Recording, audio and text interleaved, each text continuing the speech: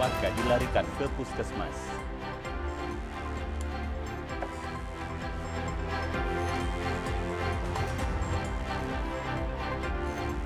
Pemudik membludak di Pelabuhan Nusantara, Kota Parepare.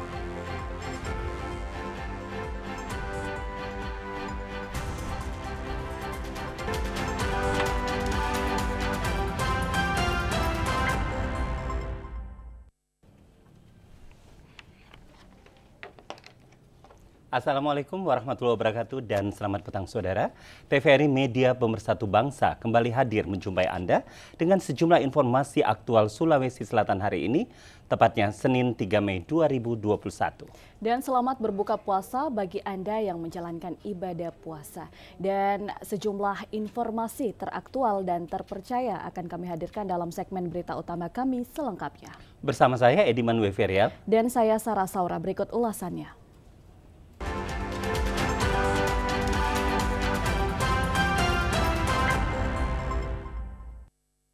Puluhan warga desa Teromo, Kecamatan Mangkutana, Kabupaten Luwu Timur diduga keracunan usai menyantap makanan di rumah acara pemakaman.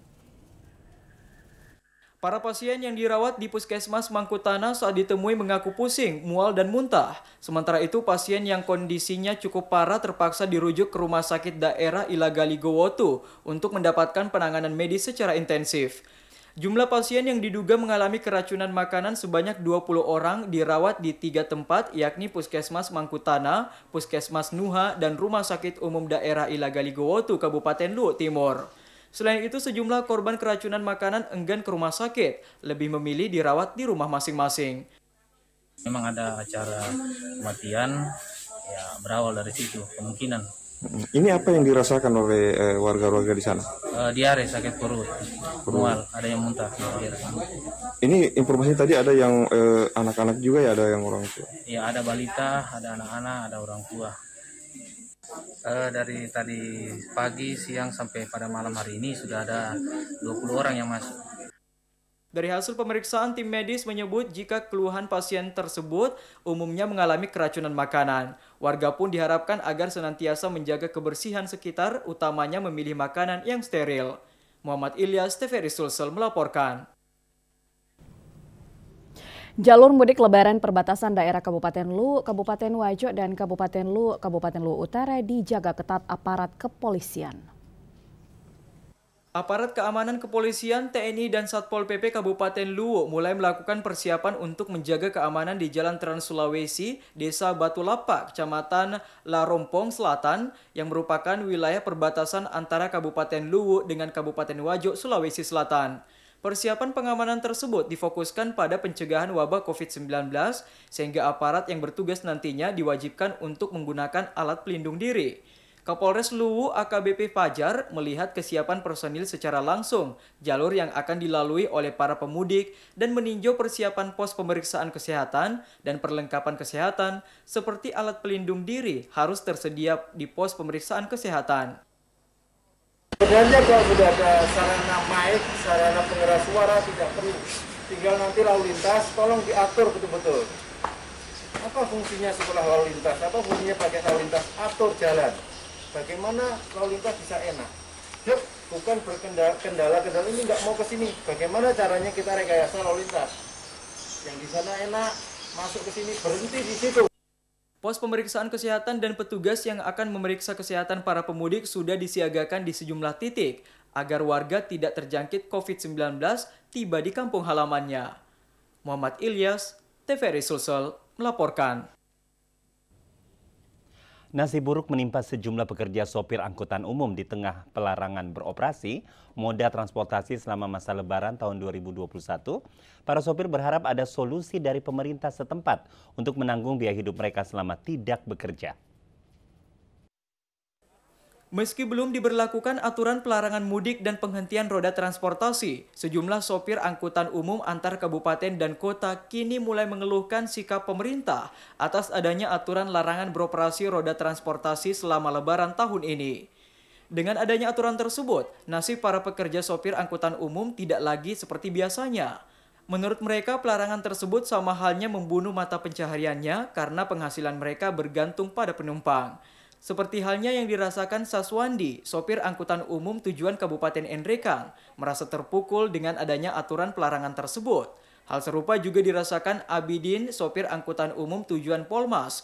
Ia mewakili sopir lainnya berharap agar pemerintah setempat bisa memperhatikan nasibnya di tengah pelarangan beroperasinya roda transportasi. Kita pikir sebagai masyarakat kecil ini, ya pekerjaan itu tidak menentu, apalagi semacam muatan ini dikatakan lockdown ini, ya entah bagaimana nasib kami sebagai supir, sebagai driver kan, karena itulah satu-satunya penghasilan harian kami di Parepare ini. Sebagai tumpuan harapan kami kepada pihak pemerintah, seharusnya ya bisa mencari solusi untuk bisa meningkatkan penghasilan khususnya di Parepare ini. Agak menurun penghasilan ini dilarang mudik ini kita ini sopir. Biasanya Pak muatan penumpang sebelum ada larangan ini Pak bagaimana Pak? Ya stabil-stabil aja. Larangan tersebut baru akan diberlakukan mulai tanggal 6 hingga 17 Mei 2021 mendatang untuk menekan penyebaran COVID-19. Dari Kota Parepare, Amiruddin, TVRI Sulsel melaporkan.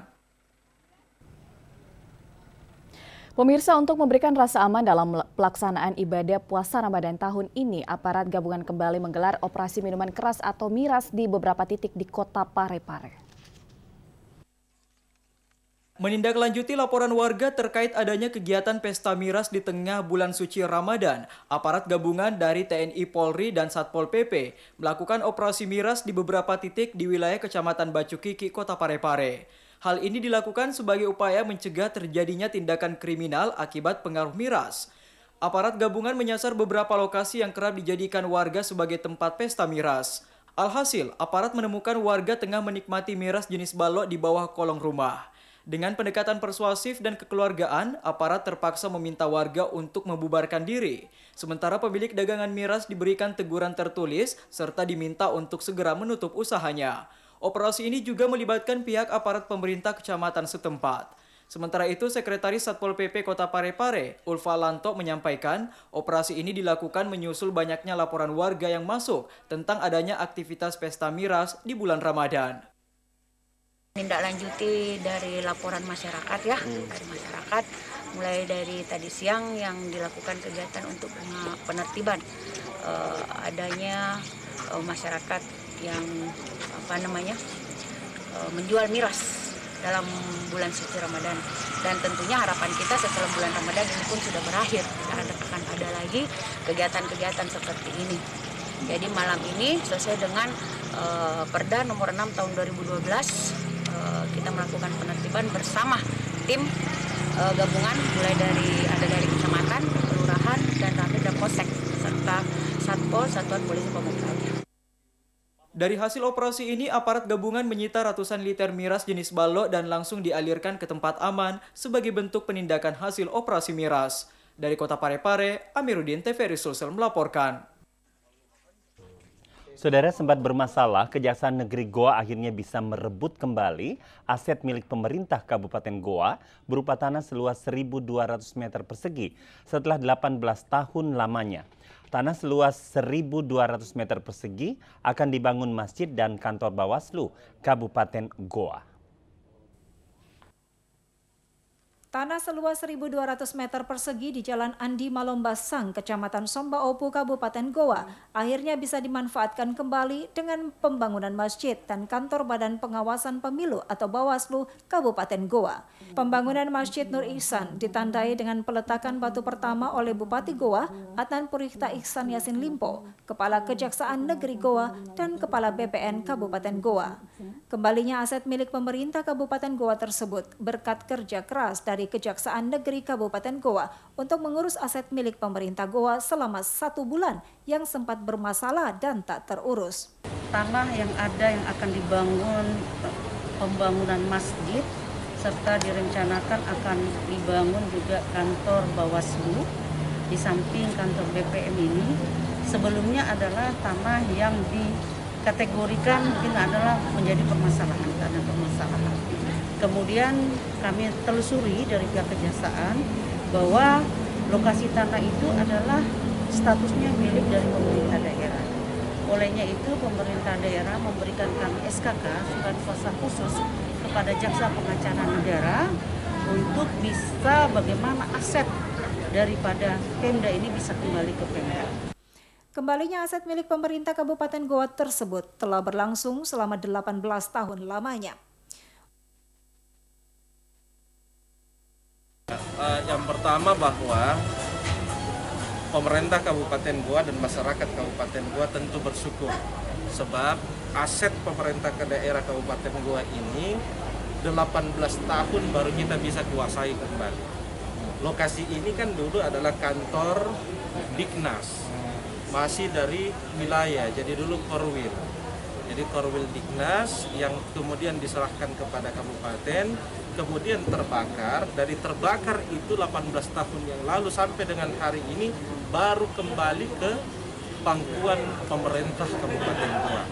Untuk pembangunan masjid sendiri, pemerintah Kabupaten Goa meminjamkan BPN Goa seluas 500 meter persegi, sementara untuk pembangunan kantor Bawaslu Goa seluas 700 meter persegi.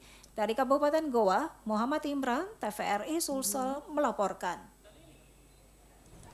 Kita beralih ke informasi lainnya pemirsa, viralnya petisi online mengenai adanya pemotongan tunjangan hari raya atau THR bagi aparatur negeri sipil membuat anggota Dewan Perwakilan Rakyat Republik Indonesia geram dalam hal ini.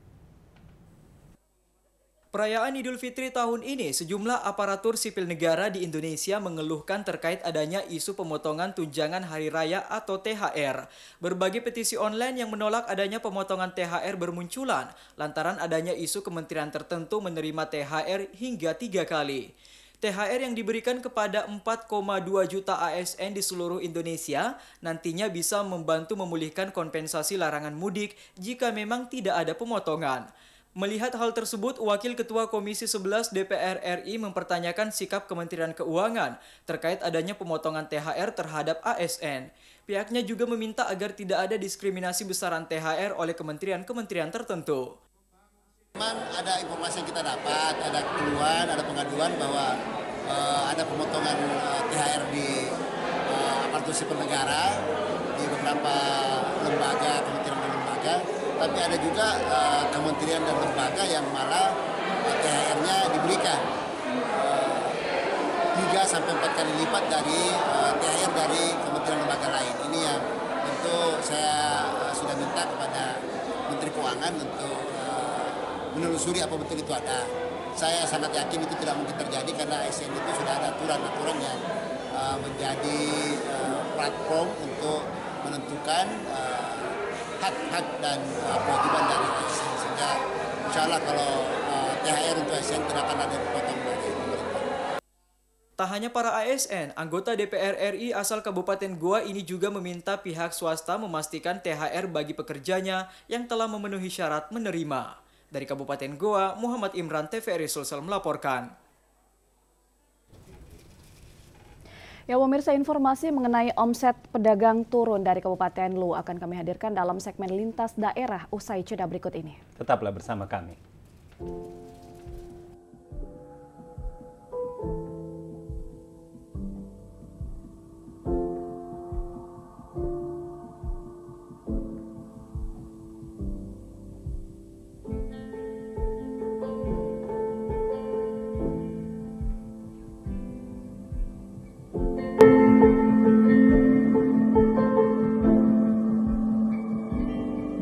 Ingat pesan ibu, tetap pakai masker, cuci tangan. Kita semua harus kompak, harus tetap semangat untuk memutus mata rantai COVID-19.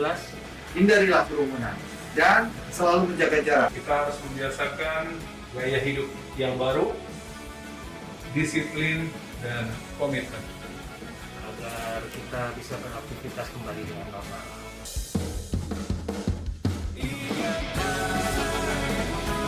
Pakai masker, cuci tangan pakai sabun.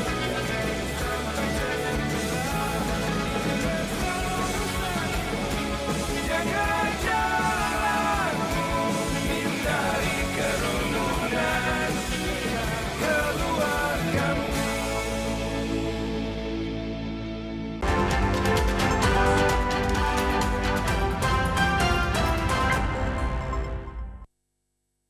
Saudara, jelang pemberlakuan larangan mudik, ribuan penumpang yang tiba di Pelabuhan Nusantara Kota Parepare membludak.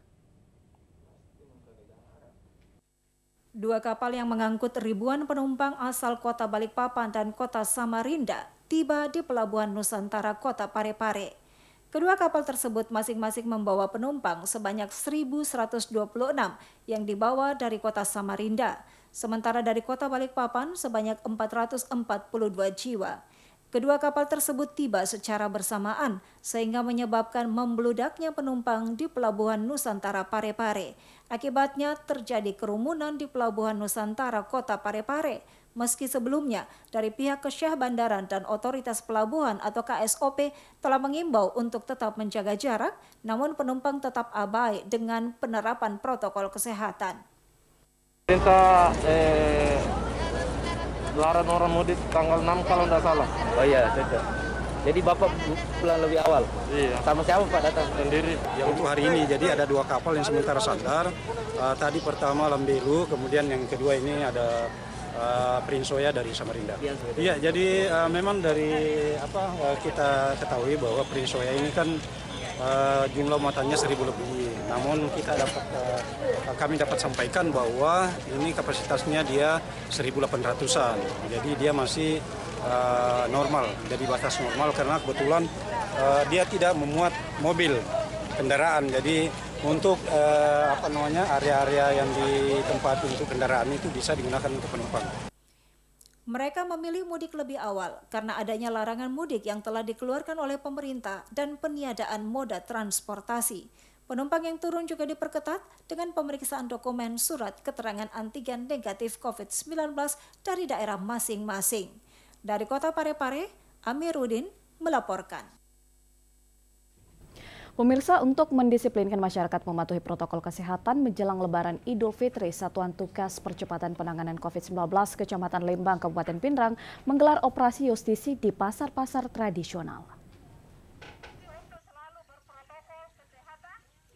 Dalam operasi justisi Satgas COVID-19 Kecamatan Lembang, Kepolisian Polsek Lembang bersama anggota TNI Koramil 140407 Lembang, pemerintah Kecamatan Lembang, Puskesmas Lembang, dan pemerintah Kelurahan dan Desa menyampaikan kepada pedagang pasar, pengunjung pasar untuk menerapkan protokol kesehatan agar menumbuhkan kesadaran masyarakat, mematuhi prokes COVID-19 utamanya menggunakan masker, menjaga fisik dan mencuci tangan setiap beraktivitas di luar rumah demi terhindar dari penularan COVID-19.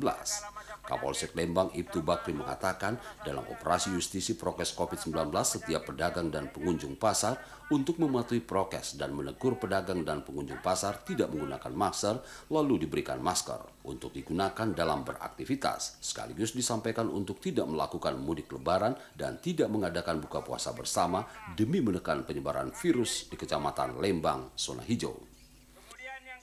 Kami dari tim Tripika bekerja sama dengan kesehatan turun langsung ke lapangan, khususnya di pasar-pasar tradisional, menghimbau kepada seluruh masyarakat agar tetap mentaati aturan protokol kesehatan, khususnya menggunakan masker, jaga jarak, dan mencuci tangan, serta melarang warga untuk mudik dan melarang berbuka puasa bersama.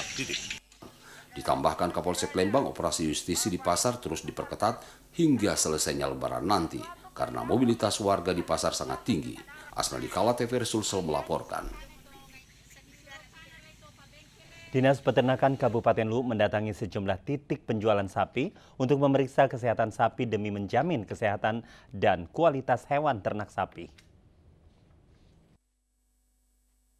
Untuk menjamin kesehatan dan kualitas hewan ternak sapi selama bulan Ramadan, Dinas Peternakan Kabupaten Luwu melakukan pemeriksaan kesehatan di sejumlah titik. Hewan ternak jenis sapi diperiksa kesehatannya mulai dari penampakan secara morfologis, mata, dan gigi. Pemeriksaan bertujuan untuk mengantisipasi adanya penyakit yang menyerang sapi. Dalam pemeriksaan tersebut, tidak ditemukan penyakit yang menyerang hewan ternak seperti penyakit antraks. Dalam pemeriksaan hewan tersebut, tim dokter hewan Dinas Peternakan Kabupaten Luwu menyatakan sapi yang telah dilakukan pemeriksaan dinyatakan sehat dan aman untuk dikonsumsi. Sampai saat ini alhamdulillah yang dari beberapa yang kita periksa sampai saat ini belum ada indikasi ke arah situ. Dan ini tetap kita lakukan pengawasan. pengawasan agar mudah-mudahan tidak ada kasus antraks di tempat kita. Pemeriksaan kesehatan hewan merupakan upaya pencegahan penularan penyakit, baik antar hewan maupun dari hewan ke manusia. Dari Kabupaten Luwu, Muhammad Ilyas, TVRI Sulsel melaporkan. Masyarakat Toraja kini dengan mudah berpergian dengan hadirnya transportasi online yang dibuat oleh pemuda milenial dengan fitur aplikasi. Kepala Dinas Pariwisata Toraja Utara dan beberapa pelaku usaha di Hotel Misliana menggelar pertemuan dalam rangka pengembangan pariwisata dan pengembangan usaha yang dihadiri Kepala Kejaksaan Negeri Republik Indonesia Toraja. Hal yang menarik dibahas adalah keterlibatan pemuda milenial yang menghadirkan usaha transportasi berbasis online yang dinamakan Malatrans, di mana di aplikasi ini menyediakan fitur paket wisata. Salah seorang mitra founder aplikasi, Pangeran, mengatakan pembuatan aplikasi ini dihadirkan untuk mempermudah masyarakat berwisata ke Toraja, dan di aplikasi ini juga berisi banyak fitur, di antaranya antar jemput penumpang, mulai dari kendaraan motor, mobil, dan juga pemesanan makanan. Semoga dengan hadirnya aplikasi Malatrans bisa memberikan kontribusi nyata buat masyarakat Toraja yang lebih kepada fitur layanan paket wisata dan masyarakat. Semoga dengan hadirnya aplikasi ini bisa memberikan penghasilan tambahan buat masyarakat yang berprofesi sebagai tukang ojek ataupun sopir-sopir. Dari kami Dinas Kebudayaan dan Pariwisata, kami sangat mengapresiasi ide-ide kreatif dari, apalagi ini ordernya adalah anak muda Toraja yang dalam situasi pandemi sekarang ini memberikan solusi, memberikan terobosan-terobosan untuk bagaimana pariwisata Toraja Utara khususnya tetap diminati oleh wisatawan dengan membuka aplikasi Malatrans ini. Nah, salah satu solusi untuk mendatangkan wisatawan domestik dan wisatawan Nusantara ke Toraja Utara adalah melalui media-media elektronik, melalui aplikasi-aplikasi handphone, dan salah satunya adalah Malatrans. Hadirnya aplikasi Malatrans ini diharapkan bisa memberikan kontribusi yang baik pada masyarakat Toraja dan membuka peluang kerja bagi masyarakat.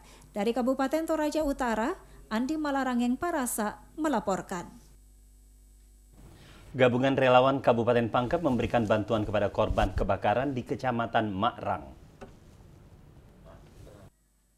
Relawan Palang Merah Indonesia (PMI) Pangkep bersama KPA Tropika kembali melakukan aksi peduli Ramadan dengan mendatangi warga yang menjadi korban kebakaran di Tanete, Kelurahan Bonto-Bonto, Kecamatan Makrang, Kabupaten Pangkep. Dalam kegiatan ini, 3 keluarga yang menjadi korban kebakaran mendapatkan bantuan paket logistik dan sembako dari gabungan komunitas relawan ini. Selain mengunjungi korban kebakaran, relawan PMI Pangkep dan KPA Tropika juga mengunjungi kaum duafa di pelosok-pelosok Pangkep dan membagikan paket sembako untuk memberi kebahagiaan kepada mereka yang menjalani ibadah puasa. Kami dari PMI Kabupaten Pangkep bersama KPA Tropika datang mengunjungi lokasi kebakaran untuk memberikan bantuan berupa sembako kepada korban kebakaran. Harapan kami semoga mereka bisa tetap menjalani bulan puasa meskipun sedang dilimpa bencana. Semoga di bulan Ramadan ini mereka tetap bisa menjalankan ibadah dengan nyaman meskipun sedang mengalami musibah. Aksi berbagi di bulan suci Ramadan ini akan terus dilakukan oleh relawan PMI Pangkep bersama komunitas pencinta alam Tropika. Dari Kabupaten Pangkep, Herman Kambuna, TVRI Sulsel melaporkan. Sejak bulan Ramadan, harga cabai rawit di Pasar Masamba, Kabupaten Luwu Utara mengalami lonjakan. Akibatnya omset pedagang cabai turun drastis. Harga cabai rawit yang masih dengan tangkainya dijual seharga Rp55.000 per kilogram, yang sebelumnya Rp25.000 per kilogram. Sementara untuk cabai rawit bersih mencapai Rp65.000 per kilogram, yang sebelumnya hanya Rp30.000 per kilogram. Kenaikan harga cabai diduga akibat cuaca buruk, yakni tingginya intensitas curah hujan dalam beberapa bulan terakhir terjadi di daerah tersebut. Akibat naiknya harga cabai rawit, pedagang sepi dari pembeli, begitupun omset pedagang yang terus turun. Pedagang berharap pemerintah segera menstabilkan harga cabai rawit.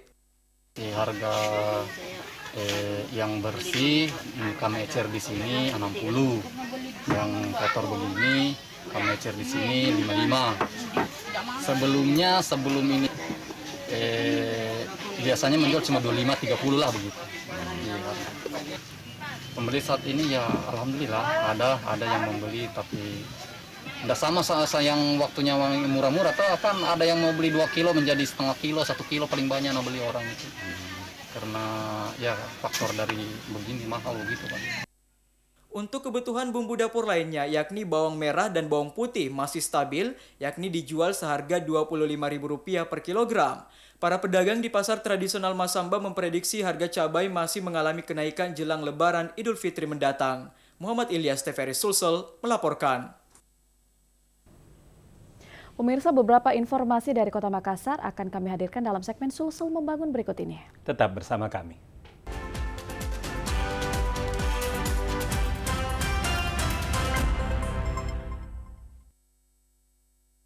Saudara, keluarga besar Sivitas Akademika Universitas Negeri Makassar memperingati Malam Nuzulul Quran 1442 Hijriah. Kegiatan itu berjalan dengan hikmat dan dihadiri oleh Rektor UNM, Profesor Hussein Syam, para wakil rektor, dekan, dan sejumlah pimpinan lingkup UNM. 17 Ramadan diperingati sebagai Malam Nuzulul Quran atau malam turunnya Al-Quran untuk seluruh umat manusia melalui Nabi Muhammad SAW.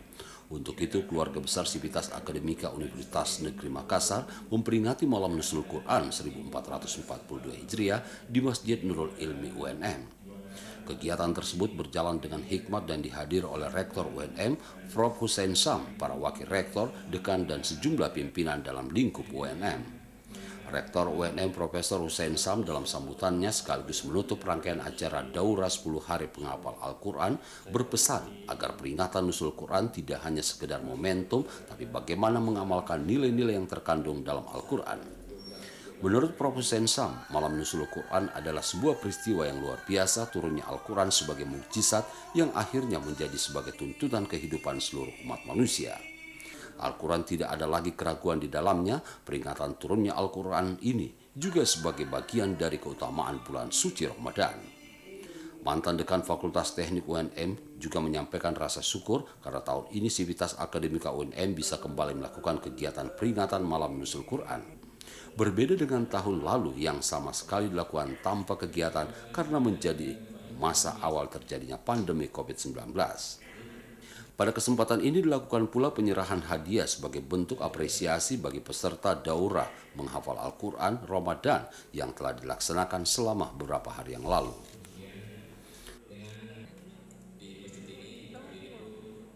Pemirsa, Satuan Pendidikan 2 Makassar yang baru dibentuk tahun ini mulai mendidik prajurit TNI Angkatan Laut untuk wilayah Sulawesi yang diikuti sebanyak 250 prajurit.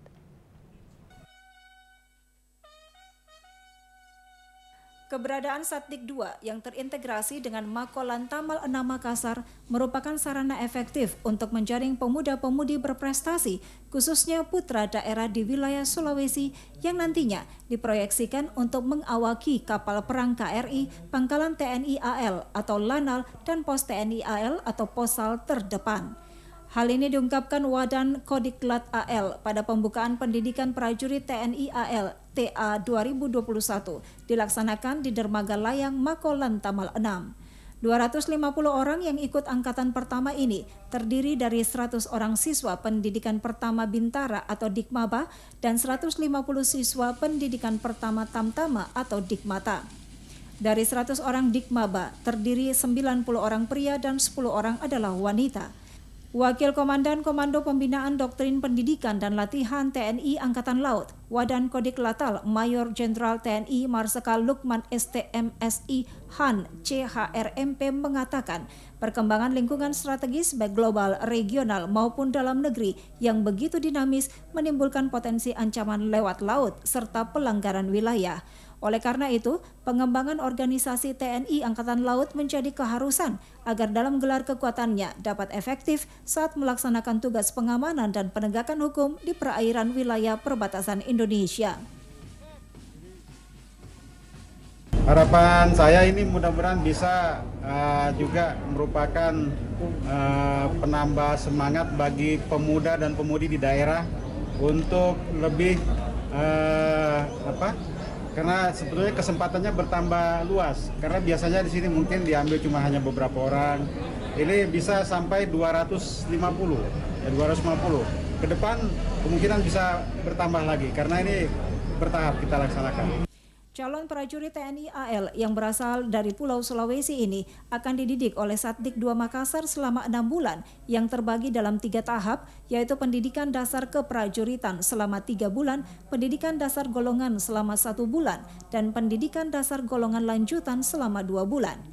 TNI AL merekrut 250 calon bintara dan tamtama PK TNI AL tahun ajaran 2021 untuk Satdik 2 Makassar.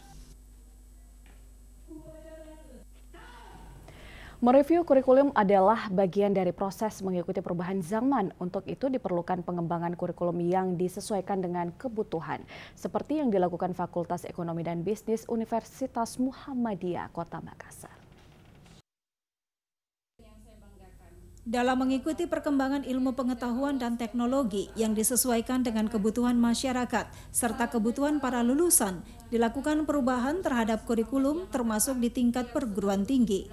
Fakultas Ekonomi dan Bisnis Universitas Muhammadiyah Makassar melakukan review dan pengembangan kurikulum yang disesuaikan dengan program Menteri Pendidikan, yakni Merdeka Belajar dan Kampus Merdeka.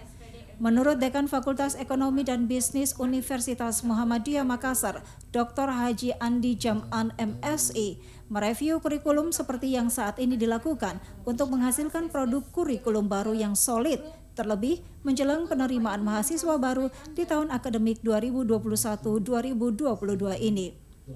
Review dan pengembangan kurikulum di lingkungan Fakultas Ekonomi dan Bisnis Universitas Muhammadiyah Makassar rutin dilakukan setiap 2 tahun sekali sebagai upaya pembenahan kurikulum agar lebih adaptatif dengan perkembangan zaman sektor industri dan pekerjaan. Terkait dengan kebijakan Kementerian Belajar dan Kampus Merdeka, menurut Dekan Fakultas Ekonomi dan Bisnis Universitas Muhammadiyah Makassar, Dr. Haji Andi Jam'an MSI, adalah memberikan kebebasan bagi mahasiswa untuk lebih berkembang memilih mata kuliah dan tempat belajar. Tugas dari fakultas dan jurusan sendiri adalah bagaimana memberikan pendampingan dan pengarahan. Tujuannya semata-mata untuk mengadaptasi kebutuhan pasar, ya. Jadi kurikulum yang kita rancang ini memang supaya bisa langsung connect dengan dunia kerja, karena anak-anak kita ini di kampus, di Fakultas Ekonomi itu membutuhkan pengetahuan dan keterampilan yang memang dibutuhkan oleh pasar. Sehingga kami di tim fakultas ini, utamanya di masing-masing jurusan, selalu berusaha melakukan pembenahan dan perbaikan kurikulum agar lebih adaptatif terhadap perkembangan sektor industri dan pekerjaan. Review kurikulum dan workshop pengembangan kurikulum Merdeka Belajar dan Kampus Merdeka yang digelar Fakultas Ekonomi dan Bisnis Universitas Muhammadiyah Makassar juga menjadi bukti bagaimana tanggung jawab dari fakultas bukan sekedar meluluskan mahasiswa, tetapi harus diimbangi dengan produk kurikulum yang sesuai standar dan kebutuhan.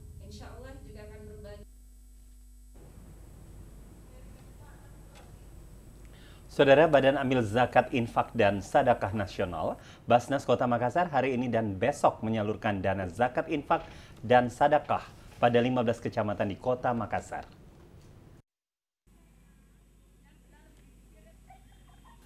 Badan Amil Zakat Infak dan Sedekah Nasional Basnas Kota Makassar menyalurkan dana SIS kepada 1.500 lebih kepala keluarga di 15 kecamatan yang ada di Kota Makassar. Hari pertama penyaluran dilakukan pada 8 kecamatan, masing-masing kecamatan Panakukang, Rapocini, Tamalandrea, Ujung Pandang, Wajo, Manggala, Mamajang, dan Bontoala. Menurut Bendahara Basnas Kota Makassar, H. Sahrudin, kesadaran warga untuk menyalurkan zakat infak dan sedekah melalui unit pengumpul zakat pada masjid-masjid sebagai perpanjangan tangan Basnas semakin meningkat. Peningkatan kesadaran itu berdampak positif pada aktivitas Basnas dalam menyalurkan zakat infak dan sedekah kepada warga kota yang kurang mampu. Memang diakui dana yang terkumpul dari masyarakat tidak sebesar dibanding tahun-tahun sebelumnya karena dana infak dari jamaah haji asal Sulsel tahun ini berkurang akibat ditiadakannya ibadah haji sebagai dampak pandemi COVID-19. Namun demikian, dana ZIS masyarakat yang sudah terkumpul tetap akan didistribusikan kepada mustahid atau yang berhak menerimanya. Dalam kegiatan ini, Basnas Kota Makassar merasa terbantu berkat dukungan kerjasama yang harmonis dengan bagian Kesra pemerintah Kota Makassar seperti yang terlihat di lokasi pendistribusian ZIS tahun 2021 di kantor Camat Panakukang pagi tadi. Dari mustahik yang ada di sini, syukur alhamdulillah karena tetap memperhatikan protokol kesehatan. Alhamdulillah pelaksanaan penyerahan bantuan kepada mustahik ini alhamdulillah berjalan dengan lancar. Keseluruhannya 1.530 KK sekota Makassar di 15 kecamatan. Nah, itu per kecamatan tergantung dari kelurahannya. Berapa kelurahan itu dapat satu kelurahan 10 kepala keluarga.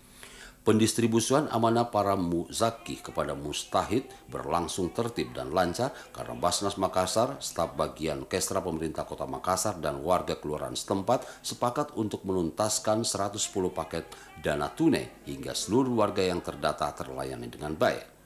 Pengaturan antrian pun patut mendapat acungan jempol karena setiap warga terlayani berdasarkan nama yang dipanggil oleh petugas Basnas dengan tetap menerapkan protokol kesehatan yang ketat. Rencananya para penerima dana ZIS di 7 kecamatan lainnya yakni Kecamatan Biringkanaya, Ujung Tanah, Mariso, Makassar, Tamalate, Talo, dan Kecamatan Sangkarang akan diserahkan besok mulai pagi hingga siang hari. Seleksi UTBK jalur SMBPTN di Universitas Negeri Makassar telah usai. Daftar nama mahasiswa yang lulus akan diumumkan pada bulan Juni mendatang.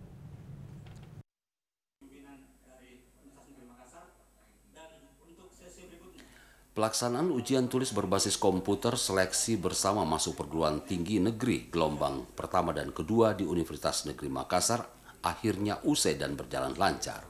Hasil pengumuman UTBK SNMPTN akan diumumkan pada bulan Juni 2021. Menurut Rektor UNM Hussein Sam, penerimaan mahasiswa baru pada perguruan tinggi negeri se-Indonesia diselenggarakan oleh lembaga tes masuk perguruan tinggi, salah satunya melalui jalur SBMPTN. Proses seleksi UTBK di kantor pusat 712 UNM diikuti sebanyak 15.886 peserta dan dibagi menjadi 2 gelombang. Tingkat kehadiran pada gelombang pertama diikuti sebanyak 93,16% atau 10.198 peserta, sedangkan di gelombang kedua juga setara dengan 93,64% atau sebanyak 4.625 peserta yang hadir. Artinya tingkat kehadiran para pendaftar UTBK SBMPTN tahun ini masih tergolong normal. Tingkat kehadiran para peserta UTBK hampir merata di seluruh Indonesia, bahkan kantor pusat UTBK 712 UNM termasuk tinggi karena berada di angka 93%. Begitupun dengan para peserta disabilitas yang mengikuti proses UTBK SBMPTN di UNM yang berjumlah 19 orang terdiri dari tunadaksa 12 orang dan tunanetra 7 orang. UNM dalam melaksanakan UTBK 2021 ini itu berjalan lancar, tidak ada hal-hal yang berarti.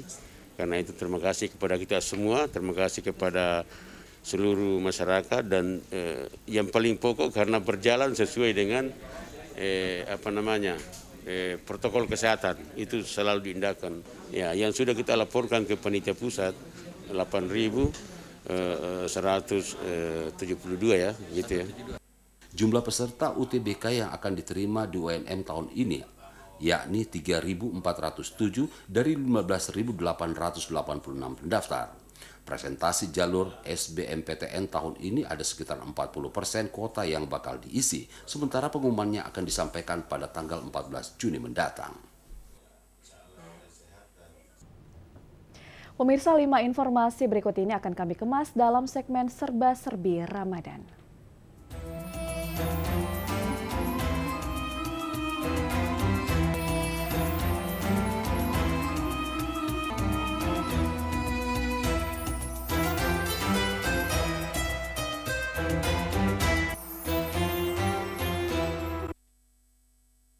Saudara, wujud kepedulian terhadap kaum duafa dan pantai asuhan, Kemenak Agama Bone beserta Dharma Wanita Persatuan membagikan ratusan paket sembako dan Al-Quran. Pembagian sembako merupakan program amaliyah Ramadan atas sumbangsi ASN lingkup Kemenak Bone agar bisa membantu warga kurang mampu untuk mereka bisa menikmati keberkahan di bulan suci Ramadan 1442 Hijriah. Pembagian sembako dilakukan atas donasi dari keluarga besar Kemenak yang diawali penyerahan oleh Kepala Kantor Kemenak Bone yang disusul Ibu Ketua DWP Kemenak Bone, Haja Asmawati, dan para pejabat pengawas, Kepala KUA Kecamatan, dan Kepala Madrasah. Pembagian sembako mendapatkan pengawalan personil Satpol PP. Sembako diserahkan Wahyudin Hakim bersama Ketua DWP dan jajaran Kemenak Bone. Kepala Kantor Kemenak Bone selain berharap doa para penerima sembako, juga berterima kasih kepada keluarga besar Kemenak Bone atas donasi yang dikumpulkan bersama. Semoga paket sembako menjadi berkah untuk amaliyah bulan Ramadan. Syafri Aziz, TVRI Sulsel melaporkan. Sebagai wujud kepedulian antar sesama sekaligus mempererat jalinan silaturahmi, alumni SMP Negeri 3 Makassar yang tergabung dalam komunitas Family Spantik Makassar buka puasa bersama anak panti asuhan. Bulan Ramadan adalah bulan yang mendatangkan keberkahan bagi seluruh umat manusia dengan berlomba-lomba memberikan kesempatan untuk meraih pahala guna mencapai derajat takwa dan keridhaan Allah Subhanahu wa taala. Salah satu amaliyah Ramadan yang paling banyak dilaksanakan selama bulan suci Ramadan adalah buka puasa bersama, karena selain mendapatkan pahala, aktivitas ini juga berdampak pada meningkatnya hubungan silaturahim dan rasa persaudaraan antar sesama. Momentum buka puasa bersama tentu bukan hanya rutinitas belaka, namun memberi makna untuk meningkatkan kualitas keimanan dan silaturahim, khususnya bagi yang melaksanakan dengan penuh keikhlasan, seperti hal yang dilakukan alumni SMP Negeri 3 Makassar yang tergabung dalam komunitas Family Spantik Makassar. Buka puasa bersama yang digelar komunitas Family Spantik Makassar turut melibatkan puluhan anak panti asuhan Ar-Rahman Makassar. Pada kesempatan ini, Ustaz H. Arifuddin Lewa dalam tausiahnya berpesan, 10 hari terakhir Ramadan merupakan ladang pahala bagi umat Islam, mengingat 10 malam terakhir merupakan saat turunnya hidayah dari Allah Subhanahu wa taala. Untuk itu hendaknya kita memperbanyak amal kebajikan. Sementara Ketua Komunitas Family Spantik Makassar, Amson Padolo, mengungkapkan apa yang dilakukan para alumni Spantik Makassar guna mempererat jalinan silaturahim antar alumni sekaligus wujud kepedulian terhadap anak panti asuhan untuk bersama-sama merasakan kebahagiaan.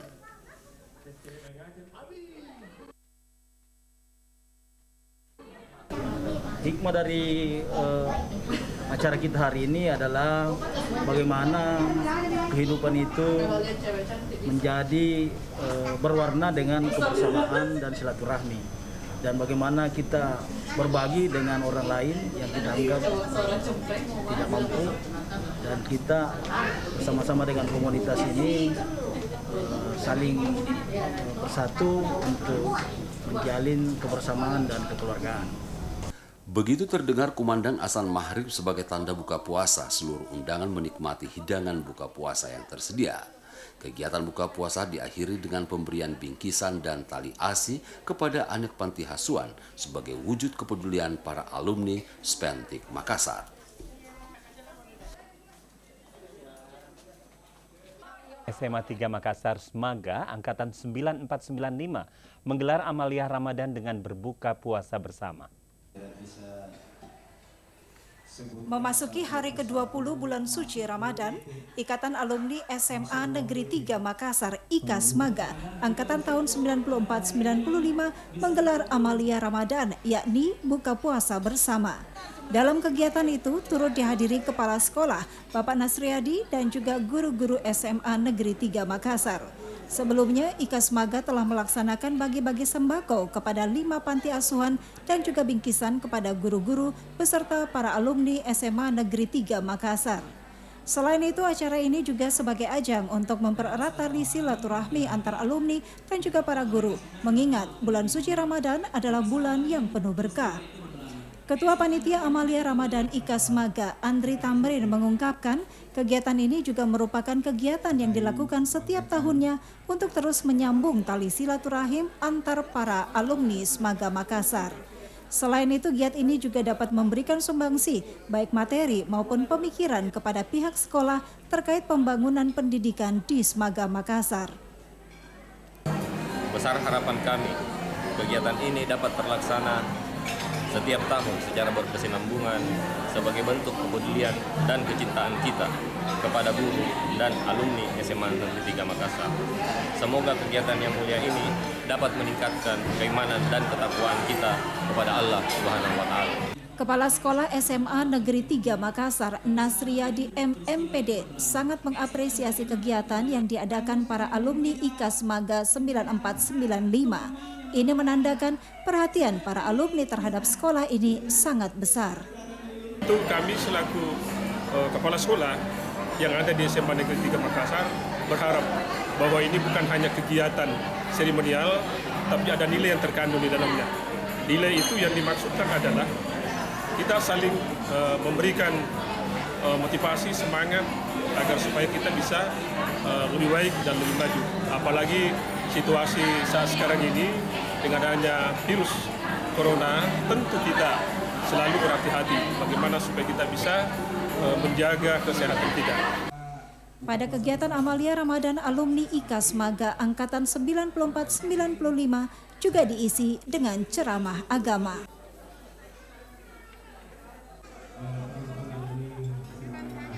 Informasi tadi sekaligus menjadi bagian akhir jumpa kita di Sulawesi Selatan hari ini. Akhirnya saya Diman Weverial. Dan saya Sarah Saura beserta kru yang bertugas hari ini undur diri dari hadapan Anda. Terima kasih atas kebersamaan dan perhatian Anda. Sampai jumpa dan terima kasih.